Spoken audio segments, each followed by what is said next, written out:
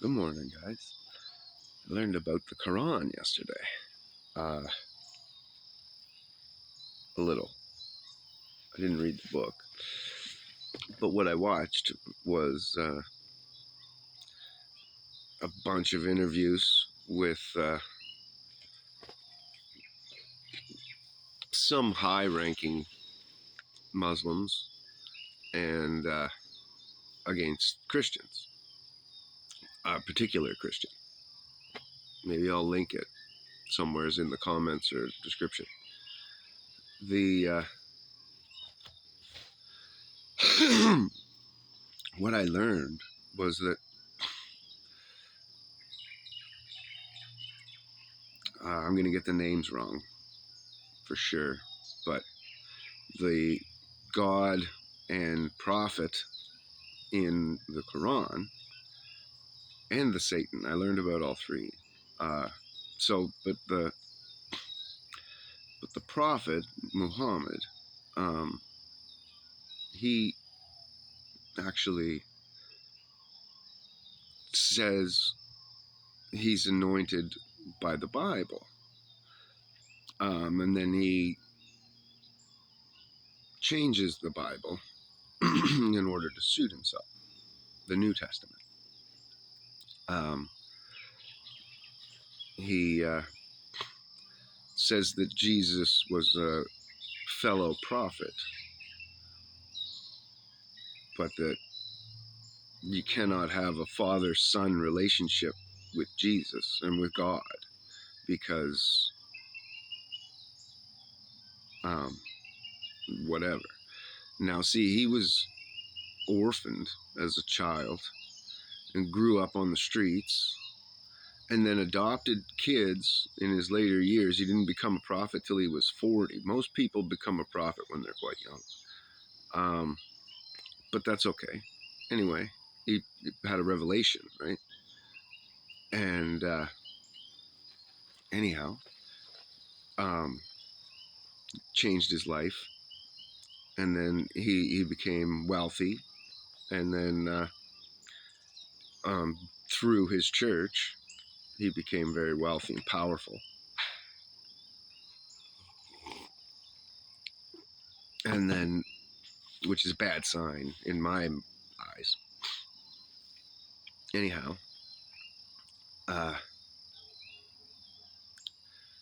and then he abolishes adoption altogether because he marries his adopted son's wife, ex-wife, whatever. And see, in the Muslim thing, that's why they're so possessive of their women, is because your wife is only your wife if she's held by your right hand. So you can sleep with someone else's wife as long as they're not holding her or their mother or their daughter. And that's why they hang on to their, right, and onto their women so well and stuff like that, or so much, is because another man can just grab them. And then they say, wow, we don't rape.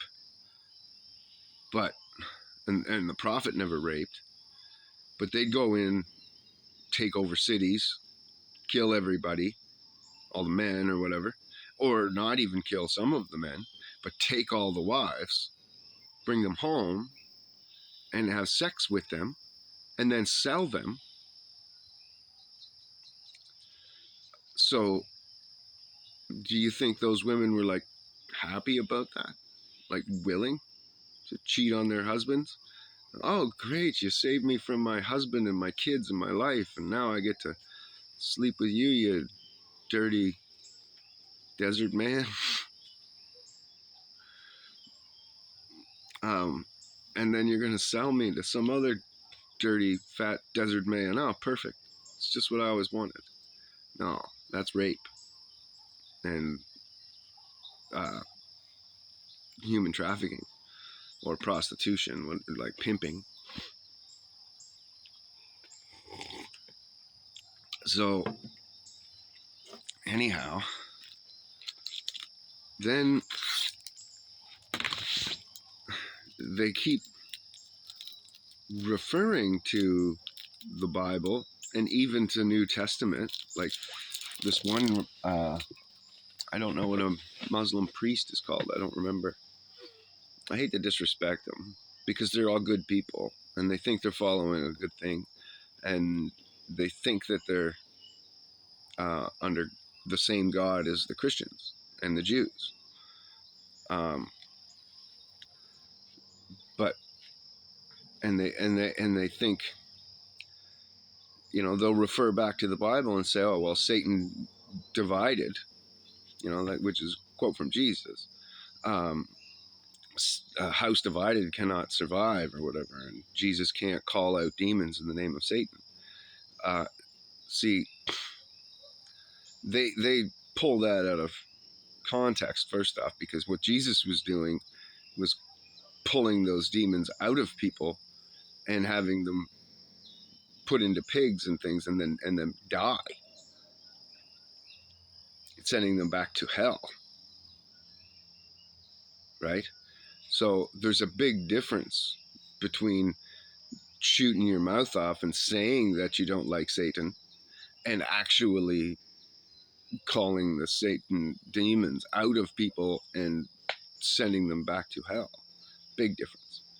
But then also, the Muslim Satan is a genie that lives in a bottle or whatever, and isn't actually Satan, but just a representative. So, excuse me, there's no such thing as a genie, more than likely. And that's why Satan can use it, because it's just something that was made up.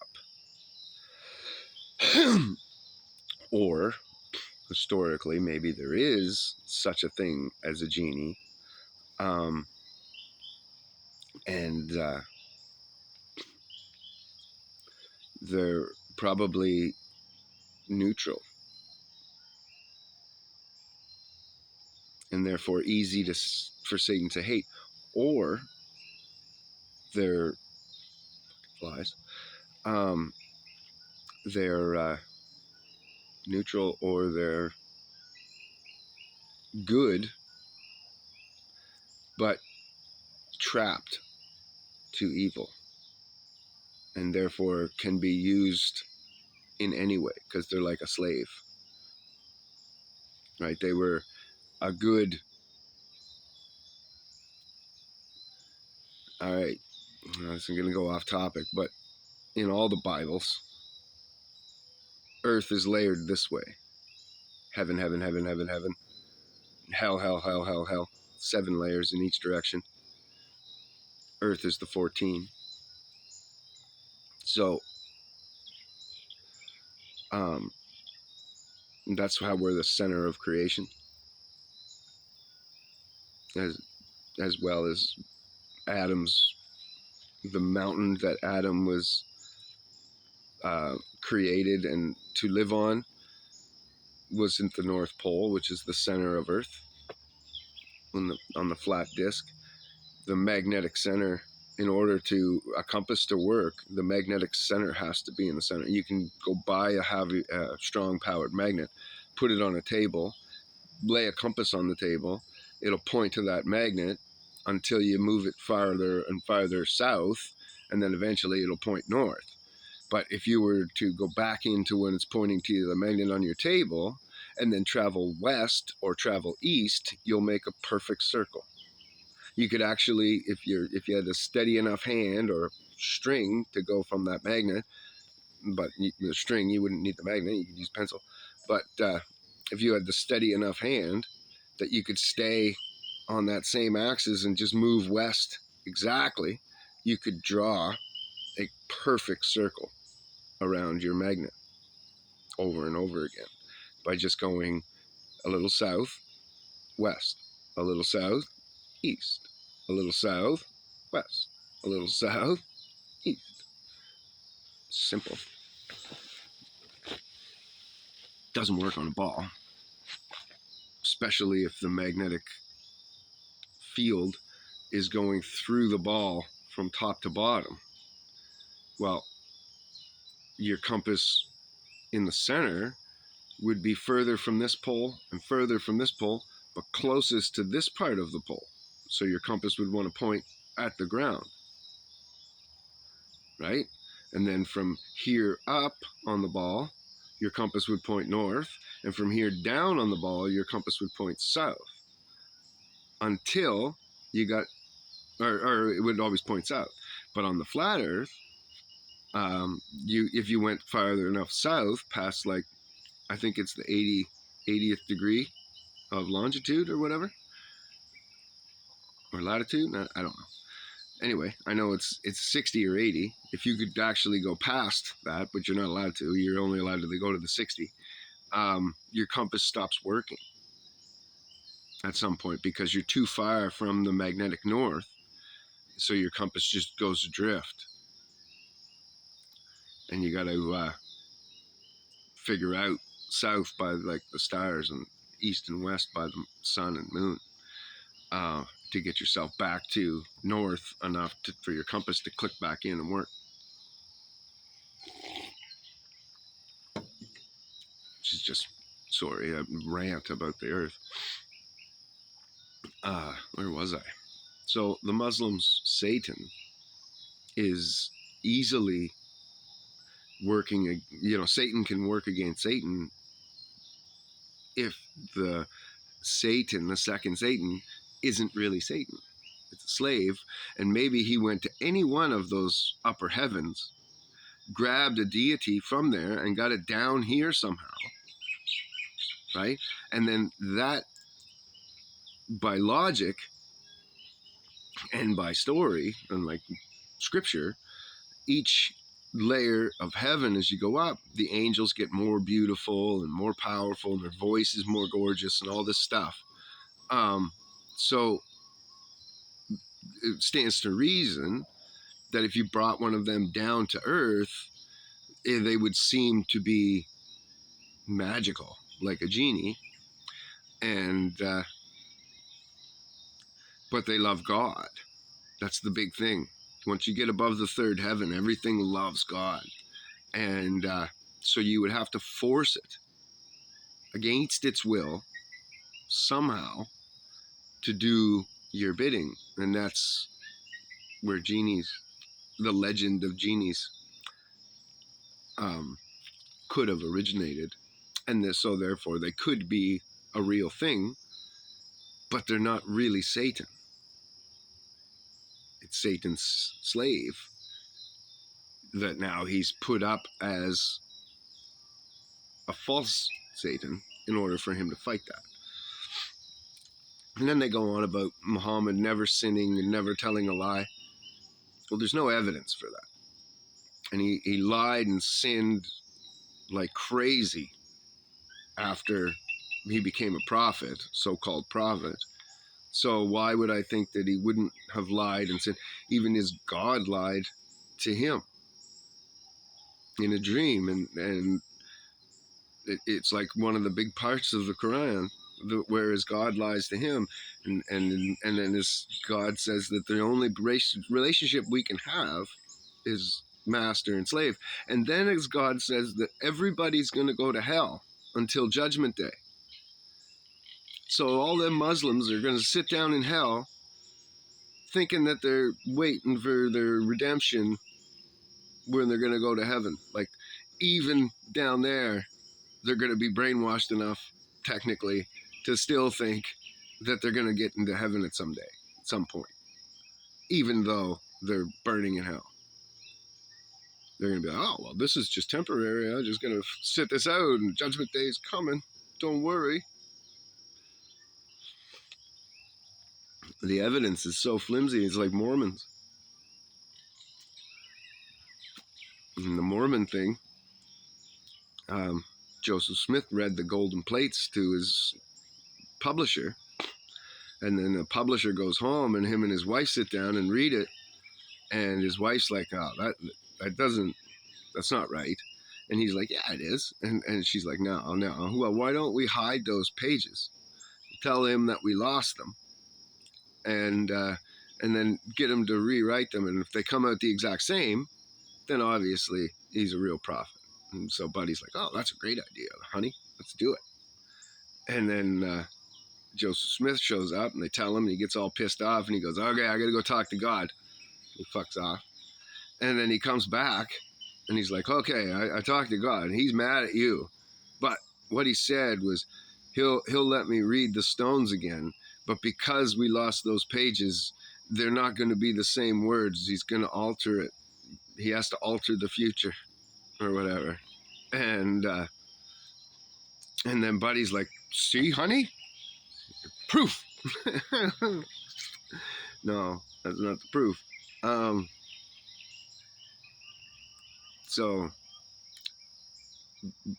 it proved the wife right? Because he couldn't reproduce the pages. He just came up with, he had to leave, go think about his excuse, work it out, and then come back and beautiful religion,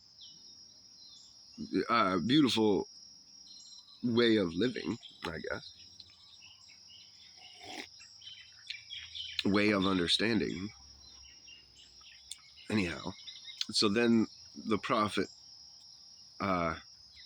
never sinned and didn't drink. Well, I have friends whose parents were alcoholics, and then they grew up in all this alcohol and ended up rejecting it until late in life before they ever tried it. And then of course it became a problem in their life as well. But for somebody to who's growing up in that environment with no one to help or love them, they have to protect themselves, and they're probably gotten beat up a few times and raped a bunch or whatever by the sounds of that society. So yeah, you would reject alcohol, you would hate it.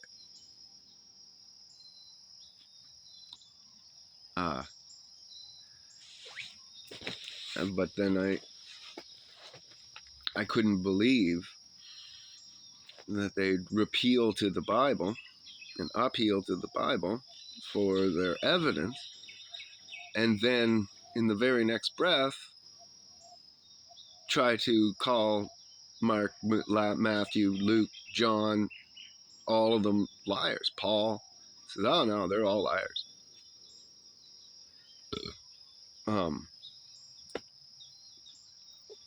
He says the prophet Elijah or whatever never predicted Christ, so Christ was never in the old books.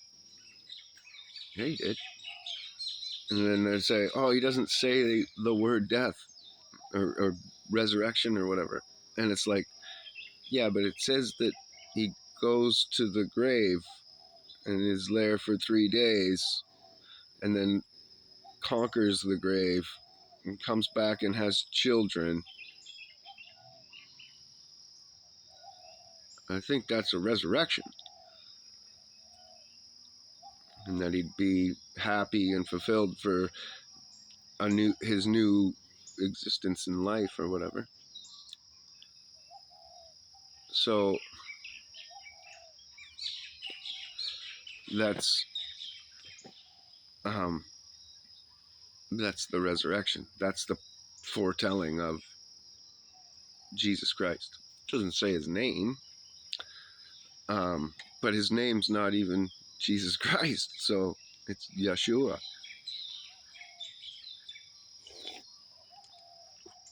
God is Yah. You should be able to say God's name when you breathe. That's it. That's God's name.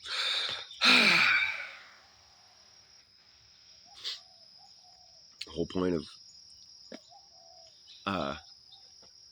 that he breathed the breath of life into us. So, anyhow, I thought the learning experience was fascinating. I've been curious about Muslims, and I see Christians convert all the time, and but I'd never read the book. So now I know enough from both sides, right? And these weren't like candy Muslims. These were the one I watched particularly was I forget what his rank was, but he had some big high priest or some shit. I can't remember. And he was a medical doctor, and he considered himself, he had some word that he called himself where he converts Christians to Muslims. He says, my new thing was to go to Christian fellowship and meetings and then try to convert as many people as I could.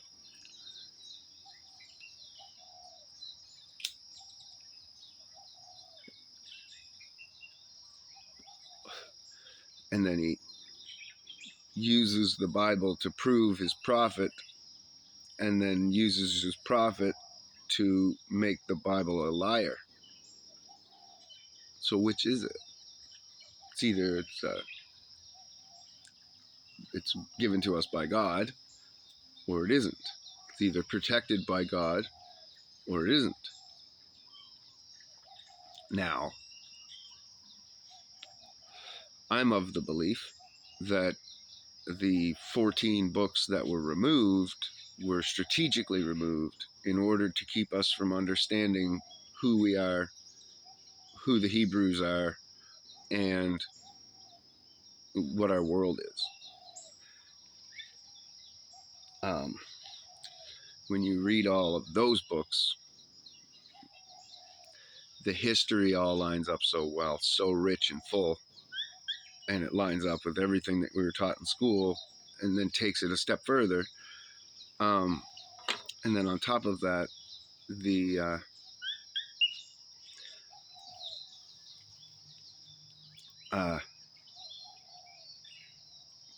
the stories of the Hebrews and the things that they do and the things that happen to them and what the timeline of Edom is and all that kind of stuff. Without that, you can be taught anything, and they don't have to change a word in the Bible. All they did was say that they could only translate this much or whatever, and then with those other books, they still translated them. The information's still out there. They told you that they took them out, but it's up to you to seek knowledge, show yourself approval. That's your job.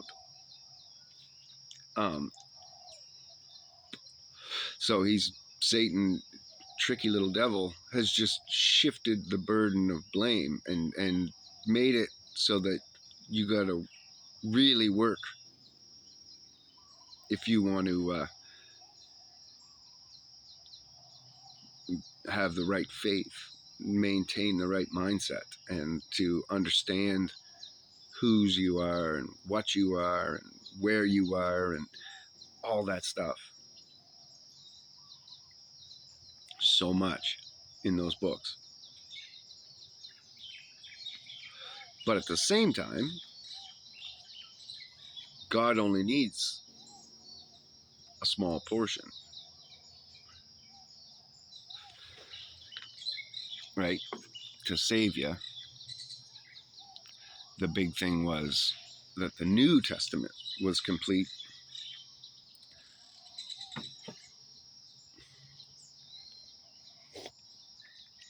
And I really still, to this day, still don't totally understand how they got away with that. Somebody's burning in hell right now for that. But Satan doesn't care about that. As long as he can keep his own hands clean and mind, right? in order to maintain, and this is probably the revelation that Muhammad had, in order to maintain power, or to tap into God's power, or any power in this world, because it's all God's power, right? There is a Satan, but he has no power. He has some of God's knowledge that we don't, but it is God's knowledge, all of it. Like the Mormons reject a bunch of our technology because it's said in the Bible that we shouldn't have learned that then. Satan bred with women and taught them all kinds of stuff that we're not supposed to know.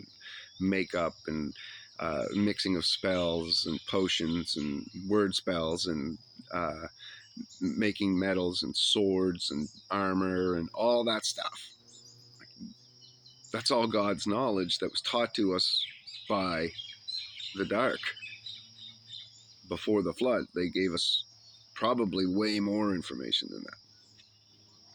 Free energy and all that kind of stuff. Because once they started taking wives, they would have wanted the good life on earth, right? They're not going to want to come down here and live like farmers.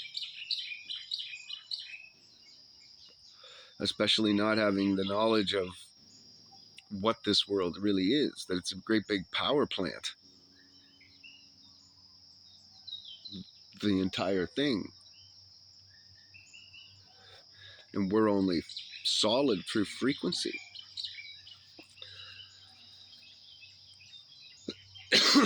So,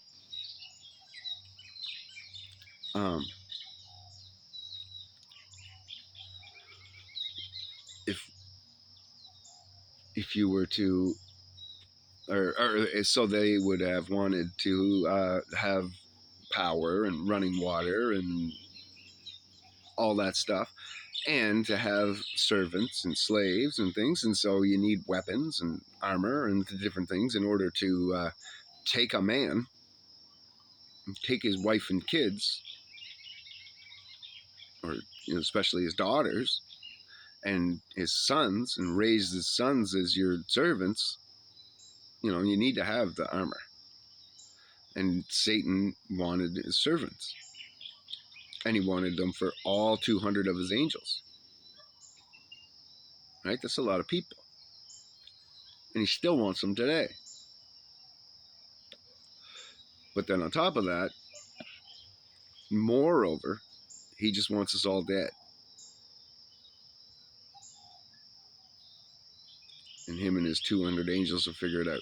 And I don't think that he actually has thought it through. Right? Because his fall and his reason for falling was pride. But he fell to wanting to create through women. He created Nephilim children through the females of this earth.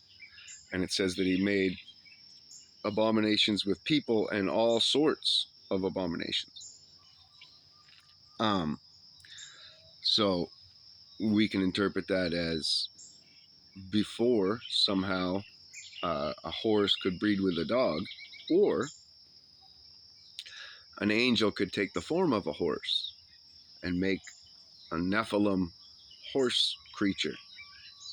He could take the form of a dog and make a Nephilim dog creature. He could take the form of an iguana and make a Nephilim lizard creature. And now that's not what I think all dinosaurs are. But I do think like the T-Rex or anything quite that extravagant was a creation of the devil. And that's a Nephilim spirit that still haunts us today. And that's why it wants us to know about it and to worship it the way we do. And that's why it's in all the schools. I don't know that the dragon actually looked like T-Rex, but you're worshiping the serpent right away in elementary school. That's like one of the first books that you see. Dinosaurs. Look at what the dinosaurs look like. And then the first thing is billions of years ago, long ago and far away in a fairy tale life. No. See, that's all indoctrination. That's how they got you. That's how they attack. And that's why they had to separate the family so much. I was watching an interview the other day with Rufio and Alex Jones. Anyway, and Buddy was a friend of the Rothschilds. And that's their exact strategy. Duh. Fucking lost it. Anyway. So, like all false deities, the Muslims take you close to God. This is where I was trying to get to. Much like Wiccans, everything that they're doing is really close to biblical, and especially Old Testament biblical. And then they avoid the real truth, the actual Bible. And it's all about power for yourself or whatever. Power in your own, or you're allowed to take someone's wife or whatever. And the Muslims say, well, we're not allowed to do that anymore. Why do you have to keep altering your book? Like, the Bible was written and everything's still relevant. It was written in a way that it was relevant to then. It predicted now, and it's still relevant today. And it's predicting tomorrow. Still to this day, it's still predicting what's going to happen. So now, roughly to interpretation, mostly that is because we've changed language so much, where we don't understand the Bible the way it is written quite the same as what we should, because we don't understand English quite the way we should. We've changed the definition of words and meanings. So obviously I gotta go. I'm past time. Sorry, guys. God bless yous.